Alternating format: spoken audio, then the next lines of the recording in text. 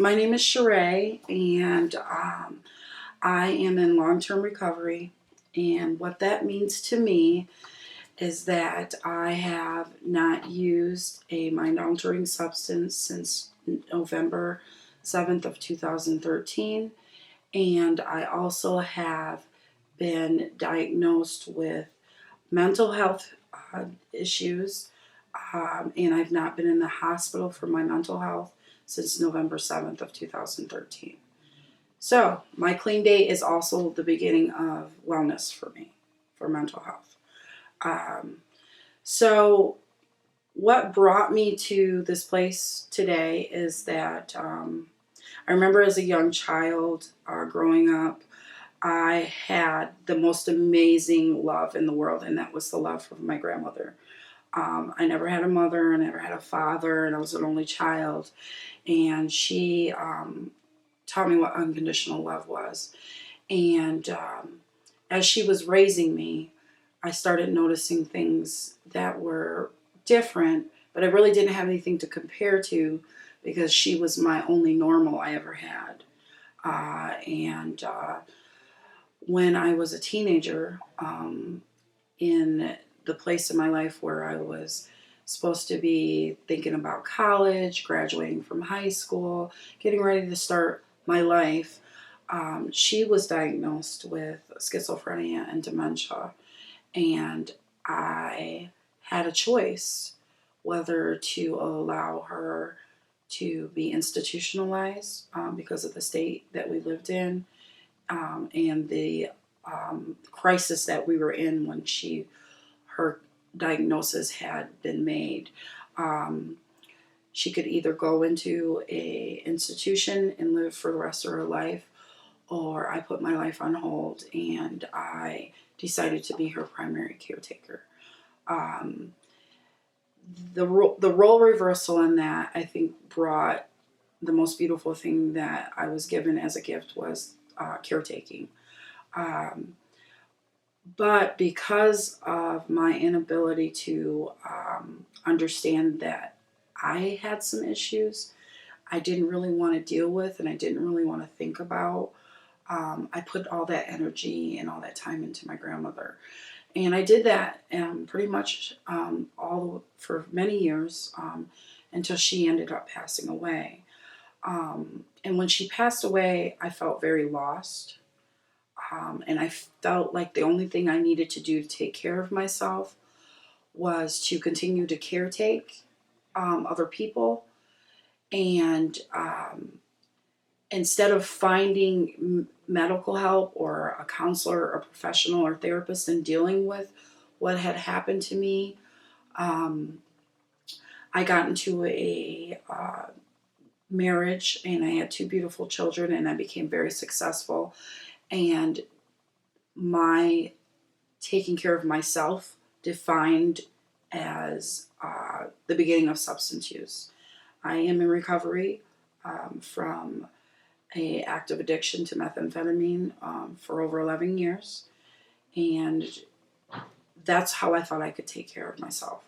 I didn't know that I needed to start a medical history and go to talk to a doctor or a therapist or a counselor.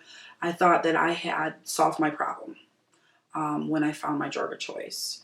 Uh, and it really, my addict thinking was as long as I continued to use and do a line, because that was my route to my wellness, was to do a line and be a good mother and a good employee and to continue to take care of anybody else who had ever came into my life.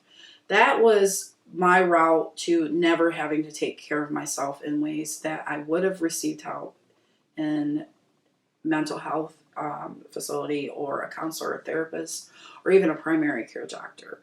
Um, Asking for help was a sign of weakness during those years of my life. And I thought that I could do it all by myself. And so I continued with active addiction, raising my children. I had, from the outside, it looked like I had a really great life. I had a real, an amazing job. I had a career.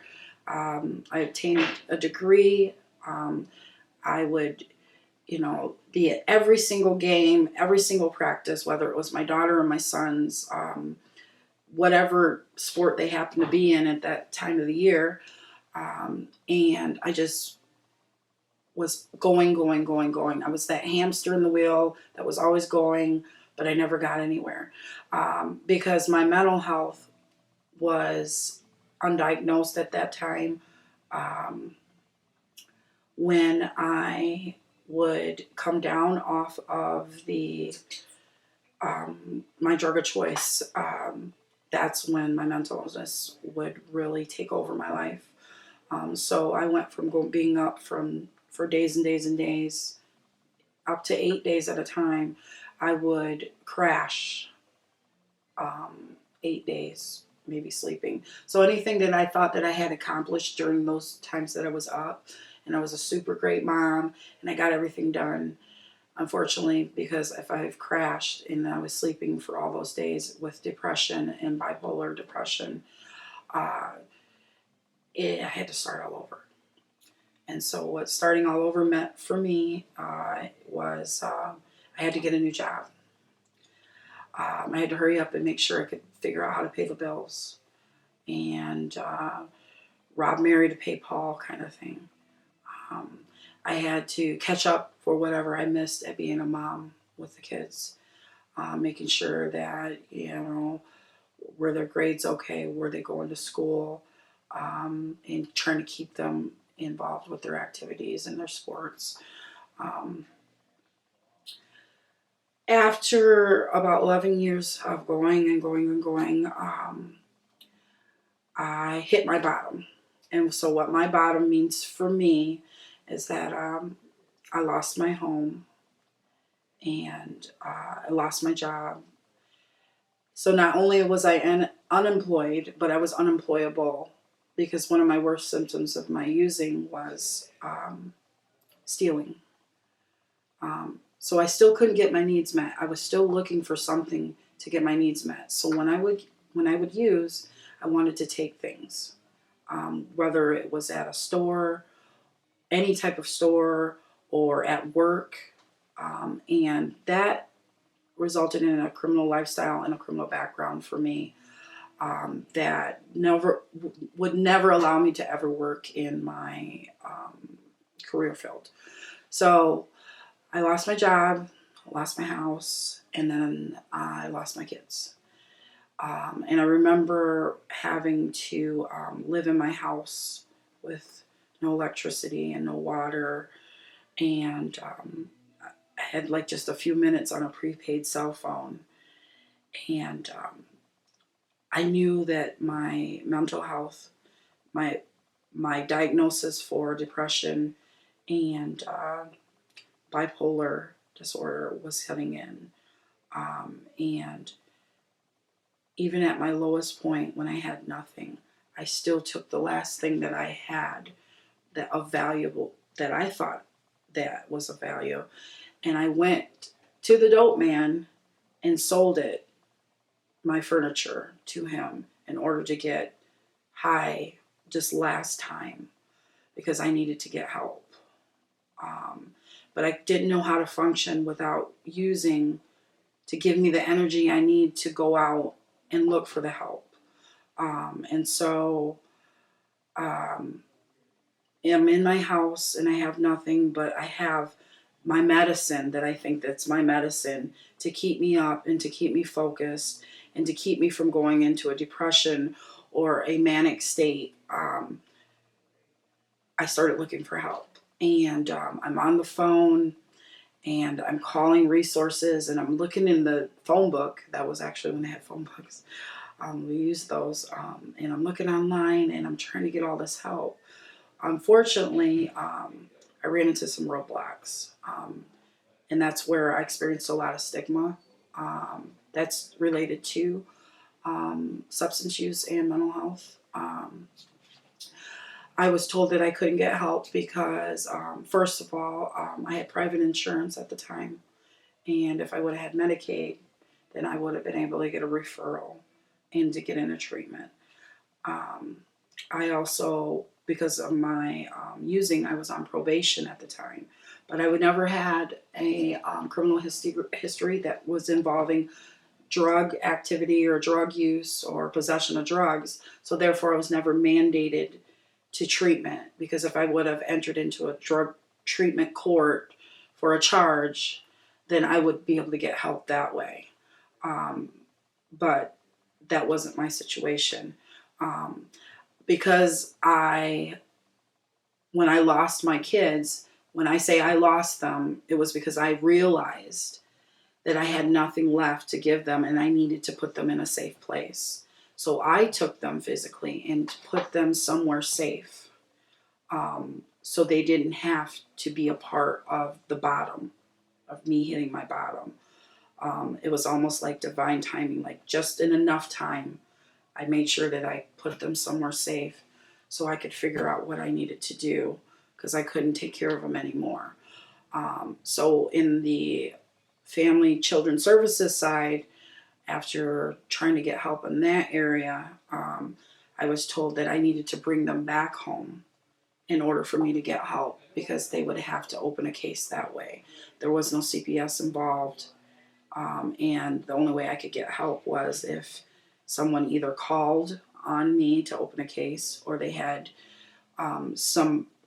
there was a situation where they were in harm, and I was told that if they came out and they swabbed my mouth and I tested positive for meth and the kids were in the home, then I could get help. I would have an open CPS case, but I could get help. And so during all this time that I'm trying to find help, and I'm leaving voicemails and I'm calling numbers and I'm dialing 0 to get a live person, or I'm calling the same person back, getting upset with the one person who doesn't have any control as to why they can't give me the answers I need of these different organizations and agencies, my time was running out. It was almost like a time, like a sand, and it was coming down, and I was running out of sand from my little clock. And I remember I had one last line left, and I still hadn't figured things out. And this was not something I knew to be my life, because I was a problem solver. I worked in accounting most of my, right after I graduated from college. So my only alternative, my only thoughts was, the way I'm going to get help is that I took the last of the clothes that I had and I put them in my trunk and I packed specifically knowing that I had faith that I was going to get help. So I almost packed as if I knew I was going away somewhere and I had the things that I would need to live. Not die, but live. And I got in my car, and I remember thinking, I have to go to a neighborhood where my kids don't live. I have to go to a neighborhood where my kids would never have friends that lived in that neighborhood either, or their parents. I didn't want to ever hurt my kids from my addiction. And I went into a neighborhood where it was like 25 miles an hour speed limit. And I somehow got up to about 90 miles an hour, and I ran my car off the road. And I woke up in the hospital, and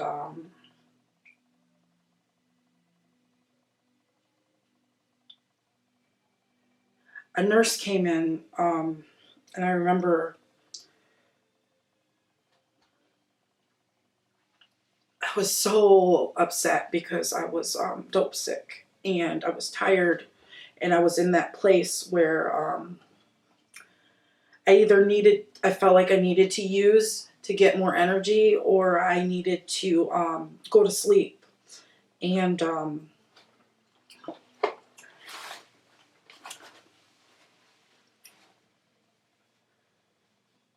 a nurse that I can't remember her name because I was so foggy, and I was so dope sick. And I can't remember what she looked like either. But I remember her voice, and she was like poking me and prodding me, and she was really pissing me off because I just didn't want to be left alone. And she was trying to get like IVs in me, and she's asking me questions, and I was just. But then she was the one that asked me the one question that no one had ever asked me before, and I finally was able to give the right answer. I was able to surrender with her. She asked me what happened to you. She didn't ask me what was wrong. She didn't tell me what was wrong with me. She didn't judge me. And I told her I was an addict and I wanted to be a good mom. And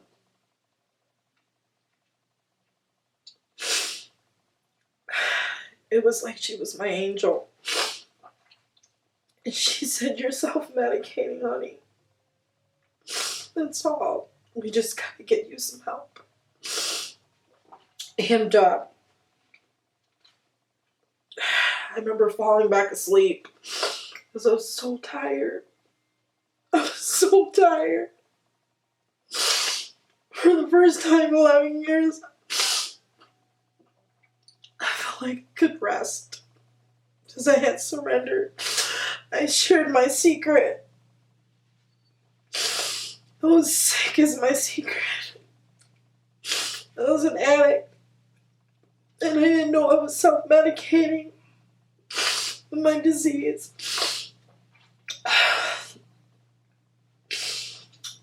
And, oh, I can't keep crying, and I get my eyelashes. That's not enough room in the budget for those to get done again.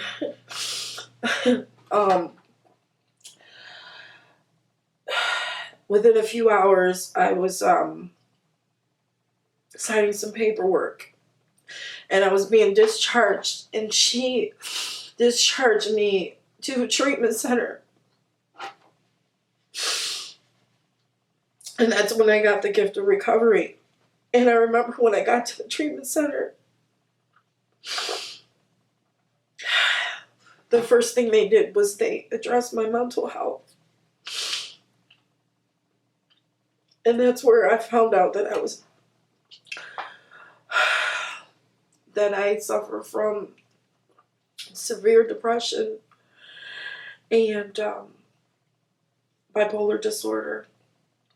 Those are just diagnoses that I have. It doesn't define who I am. Everybody has challenges in life, you know. Some people have to wake up in the morning and take insulin because they have diabetes, or some people wake up in the morning and maybe they have to use a wheelchair to get around because they only have one leg. My challenge is that I have to wake up in the morning and I have to take my medication to make sure that I'm stabilized. And I also have to work on my recovery just as hard as I worked at making sure I found the dope man. So there I was given medication and treatment for both, like almost a dual diagnosis. And it was a blessing. I got all these tools for a new toolbox for my life. And I learned that it was okay to ask for help. That was probably my biggest tool. And I learned that I need to go to meetings, that meetings were going to save my life, and they did. I got involved with the NA fellowship, and I got a sponsor, and I changed people, places, and things, and I started learning how to take care of myself. Because, see, I thought my name was Mom, Most of my life, I've always answered to people when they say Shareé or Shareé, and my name is actually Shareé. And there I learned that that means something, and I'm worth correcting somebody, and then I'm worth knowing that I'm Shareé before I'm mom, and I have to take care of myself before I take care of my kids.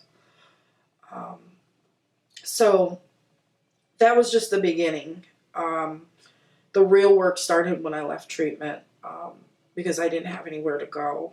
Um, but I know when I look back at it now, I know it was a blessing that my higher power, my God, showed me that to just trust in Him. And as long as I didn't pick up, I never had to use. And I just needed to have faith. So I got out of treatment and I found a homeless shelter to go to. And it was a homeless shelter for people with mental illness. And that's where I stabilized most of my mental health there. Learning how to make sure I took my medication every day, and doing follow-up appointments with my therapist. Community mental health in Kalamazoo they were amazing for my recovery.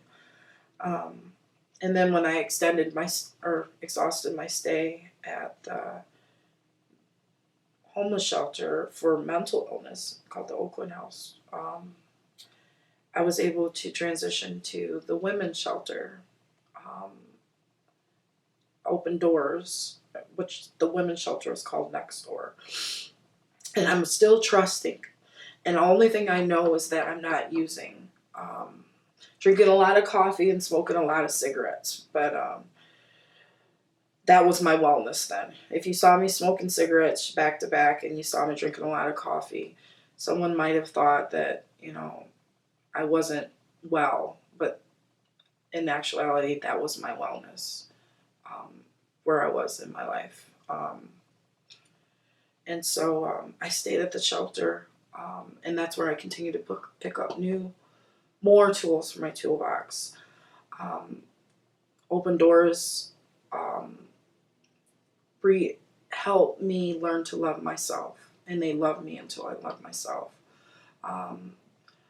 I learned how to take a shower without doing a line. I learned how to do the dishes without doing a line because we had chores. So I had accountability. Someone said that you have to do something every day. And I learned how to do those everyday things without using. And eventually I got back to work. And I started from where the moment that I picked up. I started using at 25. And I was waitressing then when I was going to college. And that was the first job I got. I went back to the day before the first day I picked up. And I got a waitressing job. And it was the first job I had that I went to work, and I never called in because I was dope sick, or I didn't have to get high to get into work, go to work, or even just to put my makeup on so I could make myself feel good when I went to work. And I built healthy relationships with other women at the shelter. And God, I miss my kids. The whole time I was at the shelter, I just wanted to go back and get them. But I knew that I had to trust that if I didn't learn how to do this and take care of myself, that it was going to be a redo. No matter how well I thought I was or how much clean time I had, I knew that I had to learn how to live alone for a while and take care of myself before I could be a good full-time mom. So I became a really great part-time mom while I was at the shelter. And my kids lived out of district with their father during this transition. And the shelter was out of district, and I kept one promise to them, that I wasn't going to change schools. no matter what we were going through. And somehow, some way, God always provided enough gas for me to pick them up from the other side of town and take them all the way out to their school every single day, and pick them up from school, and they still went to football, and they still went to basketball, and Brianna still played water polo. Why she played that sport, I don't know, but it was so hot in there when I would watch her games. But I was there. Um, and then I would pick them up and take them back to their dads because I had to continue my recovery, and I had to learn how to sleep with in a bed that was small enough for just me, and not worry about if the kids were okay. I had to trust my higher power was going to keep them safe, and I did that. And then one day, I called up a mentor of mine after being at the shelter for a long time and transitioning into a one-bedroom. The most amazing person in my life, who's still to this day, her name was Erica Lee. She asked me, what do you want to do? And I said, I think I want to become a peer support. And she's like, well, what's that? I was like, I don't know, but I'm going to find out what it is. And so I did. And I found out it was the Recovery Institute, is where I needed to start. And then I remembered that, oh, wow, God did plant a seed here, because when I was at the shelter, I used to come here during the day, because it was a safe place to go, because I had to be out of the house during the day. And I knew they had groups and classes here, but I never attended them. All I came here was because they had free coffee. And I was new in recovery, and if I could find a place that had free coffee, I was on it. Not knowing that I was going to be placed back here for the right reason one day. And so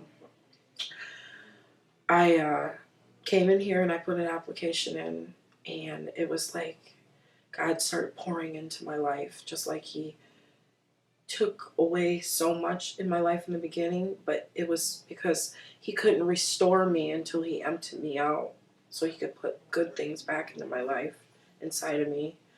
And I got the job, and I went from waitressing to doing peer support, and within that same month, I was working at the shelter that I lived at the women's shelter, giving back to those ladies. And I was working here, and God blessed me with a new home, and I brought my kids home. And they had a new mom. They had a mom that knew that she had to take care of herself, and then I had to go to a meeting first before I cooked dinner. They had a mom that they were a little weary when I was on the phone talking to someone, and I would get off the phone, and I saw it in them. And I assured them that the person I was talking to was my sponsor, and it wasn't the dope man. When I say I'd be back, they started to trust that I was going to be right back, instead of maybe being gone for a day or two. And when I came back, I said, oh, I had a really great meeting, or I went to a meeting. My daughter saw me start budgeting my money. She watched me pay for groceries. My son followed a part of me that I had no idea, and that was recovery. That you can overcome anything. And so since my kids have been home, I've been able to proudly say that my son just graduated from high school, who's going off to Michigan State University next month. And I have a daughter who's getting ready to graduate. She'll be a senior in high school this year, and she's planning on going to Grand Valley.